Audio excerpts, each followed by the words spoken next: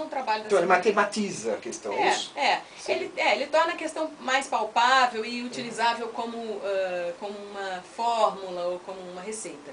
Eu não trabalho dessa maneira. Eu utilizo uma expressão da língua portuguesa, uma expressão possível, passível de compreensão. Inteligência ética, inteligência da maneira como você vai se conduzir.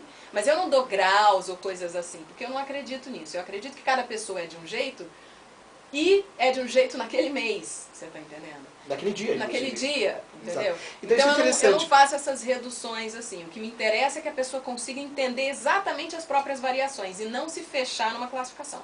Eu uso sempre, claro que eu uso algumas terminologias para ajudar a gente a se mexer, eu as uso como ponto de partida, não como classificação. Porque eu não quero que a pessoa se feche naquilo que eu digo, você é assim. Aí a pessoa vai e se fecha, eu sou assim então...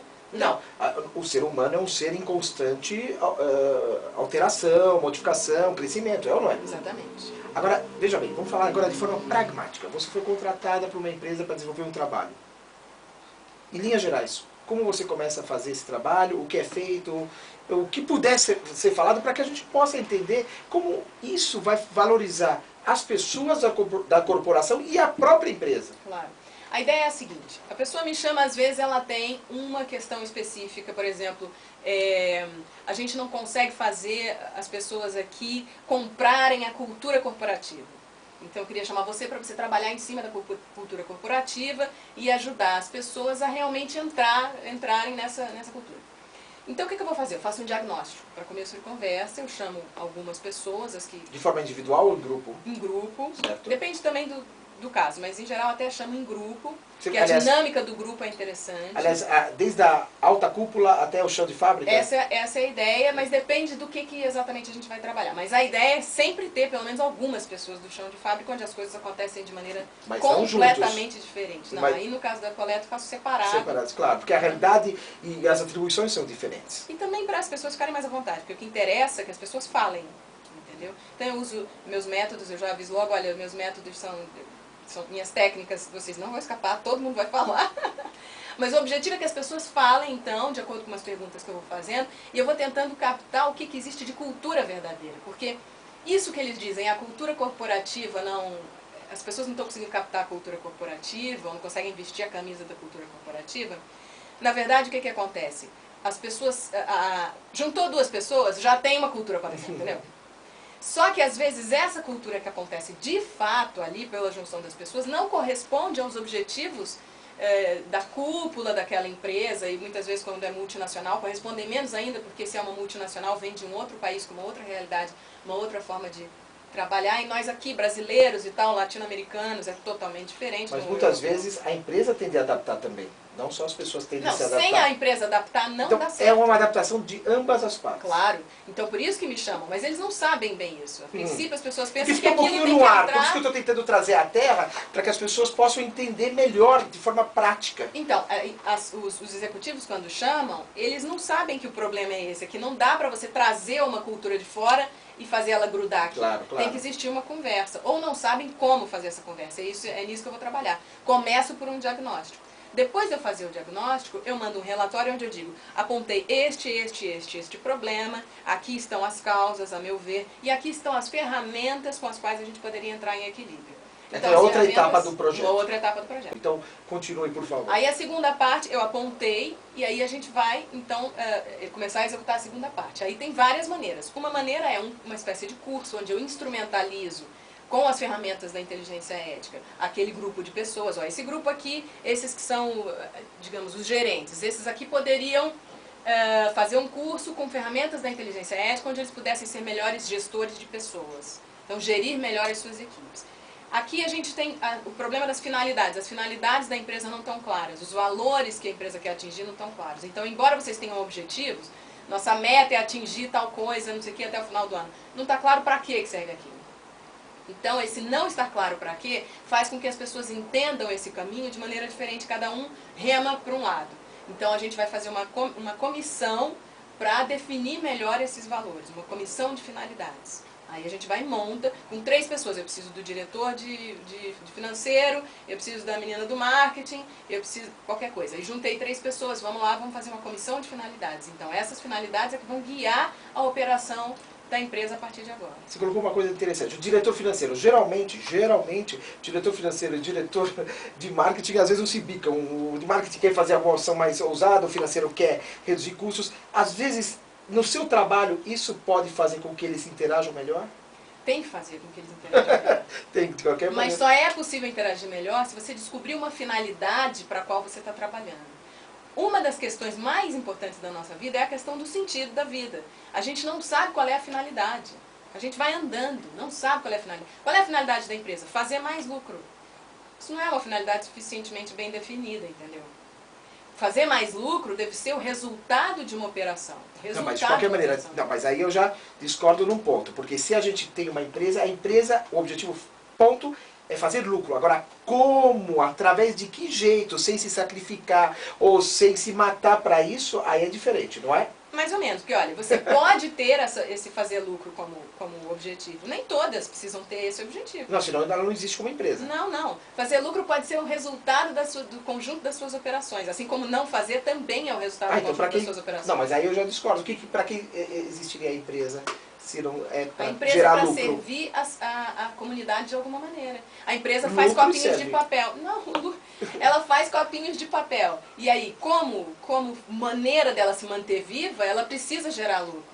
Ah, tá, exatamente. Mas ela faz copinhos de papel. Mas aí seria uma cooperativa, por exemplo. Não. É como maneira dela se manter viva, ela gera lucro. Algumas, por exemplo, quando você está no mercado financeiro, qual é o objetivo? As pessoas que apostam que jogam... que fazem trabalhos na bolsa, etc. Isso. Essas pessoas, o objetivo delas é fazer lucro. Elas fazem papel, jogam em papel, em outro papel, para fazer mais dinheiro. Isso é um tipo de operação. Não todas as empresas têm esse tipo de operação. A empresa que faz copinho de papel, mas ela precisa do lucro e precisa crescer, e precisa ser competitiva, e precisa fazer mais lucro para poder contratar mais gente, para fazer melhores copinhos de papel, mas ela faz copinho de papel e ela distribui copinhos de papel para a sociedade. Por quê? Porque a sociedade, a comunidade onde ela está inserida, precisa de copinhos de papel. Mas aí é um jeito de aliar uma coisa agradável. Por exemplo, você faz algo que você adora, de uma forma a também atender a população, mas é claro, tendo o lucro para poder sobreviver, para poder crescer, e você como acionista da empresa também poder fazer. Então, esse pensamento financista, esse é o que traz os problemas que a gente tem, que são da seguinte natureza. A economia subjuga o homem, mas a natureza não é assim. A economia nasce da atividade do homem. As finanças nascem da atividade do homem. Então, o homem precisa de sal, porque senão, senão a carne apodrece, a comida apodrece. Isso. Então, vai se montar uma operação em torno do sal.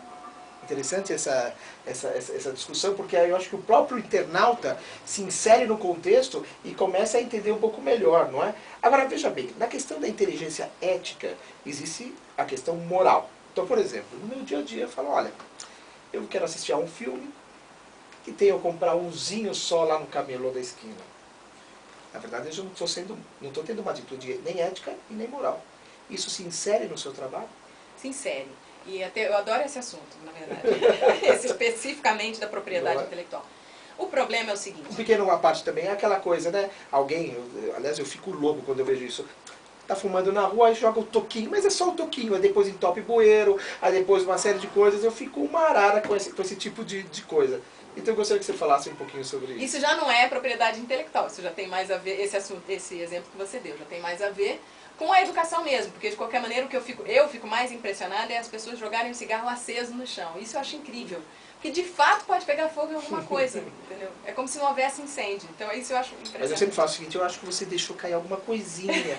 Ah, meu Deus, caiu! Ela tinha tirado, mas caiu. Isso mesmo. Não, dá mesmo vontade de fazer. Ah, eu faço. Mas esse é um outro assunto, é um assunto mesmo de uma educação que está faltando ali àquela pessoa, né? Porque a rua não é dela para ela maltratar daquela maneira. Então, o que eu penso é o seguinte, mais especificamente no caso da propriedade intelectual artística, o que acontece é que houve uma revolução tecnológica, como foi a revolução agrícola, como foi a revolução industrial, houve uma revolução tecnológica que necessariamente modifica a forma como a gente pode ganhar dinheiro com aquela propriedade intelectual.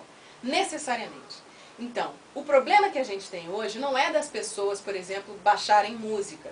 Não é esse o problema, porque o volume de músicas baixadas gratuitamente que existe hoje, tinha que ser aproveitado num novo tipo de mercado.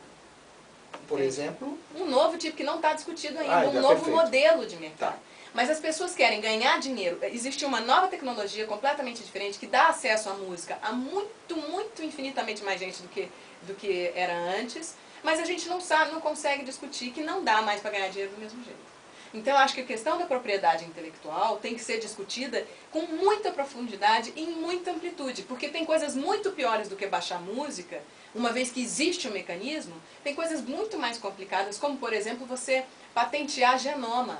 Agora, o fato de eu ir lá até a esquina, comprar do camelô um filme, qual é o seu ponto de vista a respeito disso? Eu acho que é o mesmo problema. Existe uma tecnologia que permite que você troque essa informação artística com imensa, variedade para começar. Olha, a gente consegue pegar filmes ou músicas de 15, 20 anos que a gente pensava que não existem mais. E, entretanto, agora você pode trocar, você pode fazer essa troca com muita diversidade, com muita pluralidade e com muita frequência. Isso não pode ser tido como negativo, isso está subaproveitado.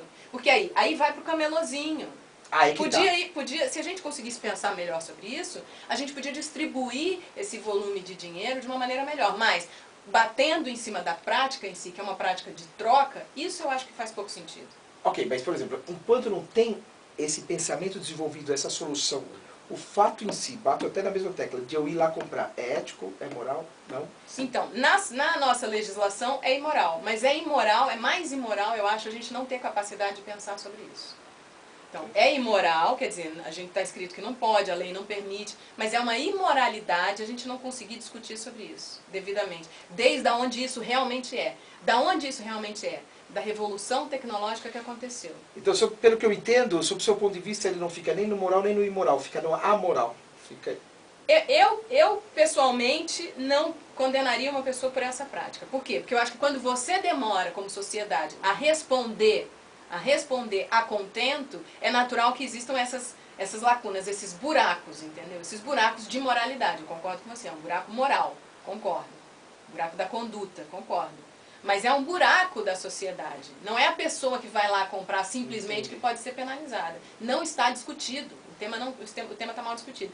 E nós, artistas, perdemos porque o tema está mal discutido. Então, não é possível ganhar dinheiro da mesma maneira, mas gera-se um volume de troca que o mais incrível é que isso não se converta em dinheiro. Por exemplo, quando é o caso de você baixar músicas ou filmes ou qualquer coisa assim pela internet. E uma coisa que você tocou na outra resposta é que exatamente o universo de pessoas aumentou sobremaneira.